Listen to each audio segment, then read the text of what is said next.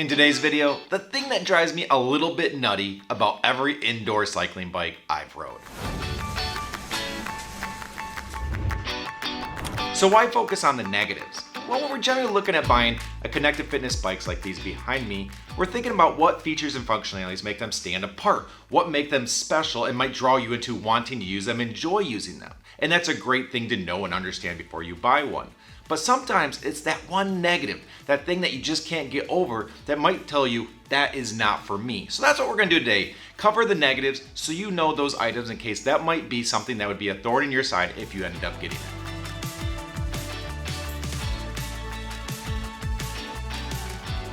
So we'll kick this off with Echelon. And one thing I do want to point out before we get into this is that some of these I've rode very recently and some I've sold and spent a little while. So I'll try to make sure you know which ones are more recent and which ones are a little bit more dated when I talk about them. Now with Echelon, it's been a while since I tested the EX5S. Now I do have one of their more entry-level models here and that thing's been working great. I was actually really surprised with it for being a low-price bike.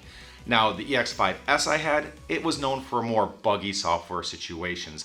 The Bluetooth didn't seem to want to connect, then you'd get it working and then it'd fail again. When you called support, it didn't work quite well. So that's gonna be my one negative, is that how they release their software, it just doesn't seem to always work as smooth as it should. And when you buy something like this and you spend the money you do, you want a smooth experience. You don't want to run into issues and go, oh, I gotta wait for them to fix this. So that was my one issue, but hopefully they're coming around. I still do see people comment in my comment sections that they run this from time to time, so I believe it's still out there, but I also think they're improving. So that is my negative, but also hopefully something that they can address because it's just software and they can do that.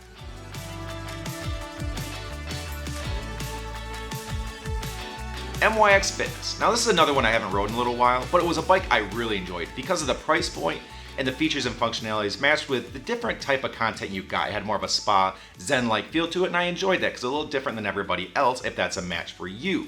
But if I was to point out a negative, I'd say it was the friction resistance. When it comes to resistance, most of the high-end bikes use magnetic resistance, and I just like that feel better. Now, the MYX Fitness, for being a friction resistance bike, actually did quite well, and I think it would still work for a lot of people. But I will say I like magnetic better, and if you think you're someone that might want the best of the best when it comes to resistance, well, that might not be the bike for you.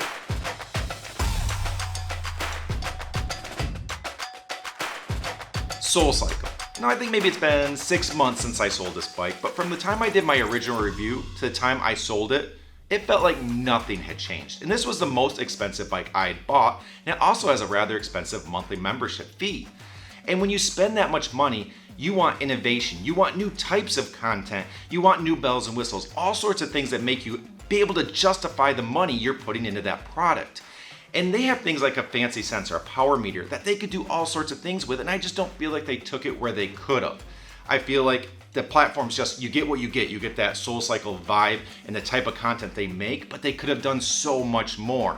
And just to know that you spend that much money, but you get such a limited amount of things to do and they're not taking the bike where they could, that's my biggest negative. I just don't feel like you get enough variety out of the money you have to put into the product.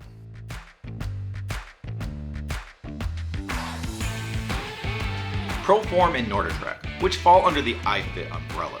Now, if we go back to older models that I'd have had, like I have the ProForm behind me right here, I'd say that the build quality was so-so, maybe a little plasticky. You maybe didn't feel like it was gonna hold up as well, and I might have pointed that out. But I've recently tested the S27i and the NordicTrack dumbbells, the iSelect. And they both really impressed me. It just feels like they've taken a step forward. So as far as the newer models go, I feel like they're putting the effort in to make a better quality product. So I am not gonna mention that, but I'm gonna go back to Old Faithful. Unfortunately, I have to say this, but it's support. I don't ever wanna feel like if I need support from a company that I spent a lot of money with, that they're gonna make it as hard as possible for me. And from my experience with working with iFIT support and from what I hear in the comment sections, way too many people have problems. Now, the good news is, if the bike is getting better like I think it is, you're less likely to run into problems and hopefully you don't need support. So maybe that's becoming a little bit less of an issue, and maybe if the volume of their calls goes down, they can work on just improving as a call center. But that's gonna be my biggest negative, is that I don't get the best feeling, and from my comment section, I don't feel like they treat their customers as good as they should.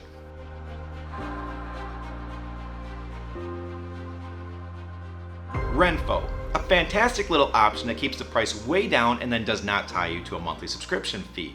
So you get that connected fitness experience at a much reduced price. So it's great for people that want to keep that cost low. Maybe know they might get a little bit less because it is a much less expensive product, but still gives you a lot. Now, if I were to point out one negative, I like the resistance when you're sitting down. It actually feels a lot different than other options, and it's challenging and I like it. But if you try to get out of saddle and ride standing up, it just doesn't have the feedback, so your feet kind of do a flip, flip, flip thing. And it just, for me, maybe because I'm a bigger guy, maybe lighter people might have a better experience, but I feel like it's not an out of saddle option. So the big question with this one is, are you just gonna stay in the seat and just ride like that? Or are you hoping to stand up and do riding like that? Because that'd be the big difference. If you're just gonna stay in saddle, not a problem at all. But if you wanna get out of saddle, I'd say there are better options.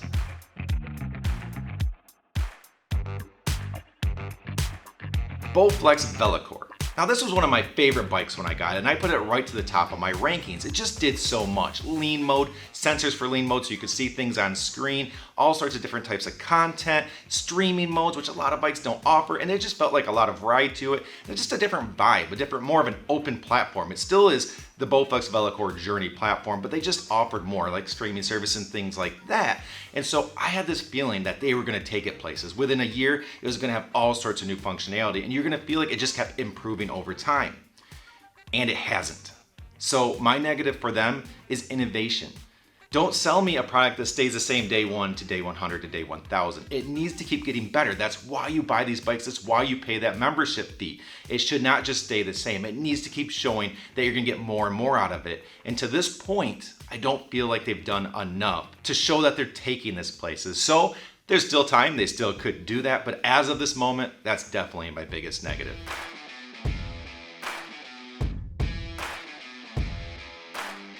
Stryde Bike. Now, if you've never watched one of my videos before, this is one of my favorite options. It just is a great little platform. The bike under you is solid and competes with some of the top end bikes out there, but it's an open platform which allows you to use it your way. So you still get the connected fitness experience. You still have the Stryde platform. You can go into that and use all their content and get that whole Peloton journey, iFIT type situation where you're able to use their service and thoroughly enjoy it. But when you want to change things up, or if you just feel like watching YouTube or streaming services or using it how you want, they let you do that. But my biggest negative for Stryde is that it's just a little more challenging to get things loaded onto it the way you'd want. These days, everybody's used to, on their tablets or their iPhones, going to an app store or Play Store, selecting what they want, downloading and going. And with this, it doesn't allow you to do that. You have to kind of learn how to load the software. Now, it is actually very easy. You just have to search for an APK download file. There's a link. It's very easy. You just Google it, you download it, you install it, you got it. But I just wish it worked with a Play Store a little bit better, so that way your non-technical people that don't want to have to try to learn something new could easily use this bike, because it is a fantastic option, and I want to see as many people as possible get a chance to see what it offers and have that unlocked experience.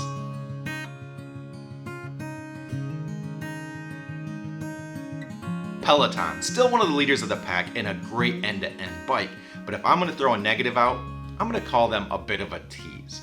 Now, they have their fantastic studio content. What they're known for, they do fantastic with that. They have non-instructor-led scenic rides, so if you just want to get out there and see some scenic locations and do your own thing, you can. But they started venturing into new categories. They did instructor-led scenic rides, and I thought over time they'd build up this massive inventory of instructor-led scenic rides, but they didn't. They just added a couple here and there, and they don't have much of a library, so it felt like a tease. Now they've also gamified the Peloton, which I absolutely love. And this is at the very beginning, so I'm not really holding this against them. But what I'm waiting to see is, do they just stop there and that's it? They put one and done type situation? Or are they gonna continue to improve the gamified version that they implemented, but also offer new games that continue to show they're taking it new places? Because if they just stay where they're at, I'm gonna say that's a tease and just showing what they could do and kind of just giving you a glimpse, but not taking it all the way. So we'll see where they go over time, but I really hope they build up the inventory and continue to gamify this more and more, because then it could be a really neat bike because of how much variety it has and how many different types of ways you could use it. I'll wrap this up by saying all of these bikes are actually pretty good bikes and have a lot of things going for them and could be a perfect match for you depending on what you like and what you want out of your experience. But they all have negatives, but it's good to know that before you jump in, buy it, and then that completely bugs you. So hopefully that helped. If it did, hit that like button. I would definitely appreciate it. Subscribe to stay on top of everything where health technology meet. And until next time, here's to a healthier you, and have a good one.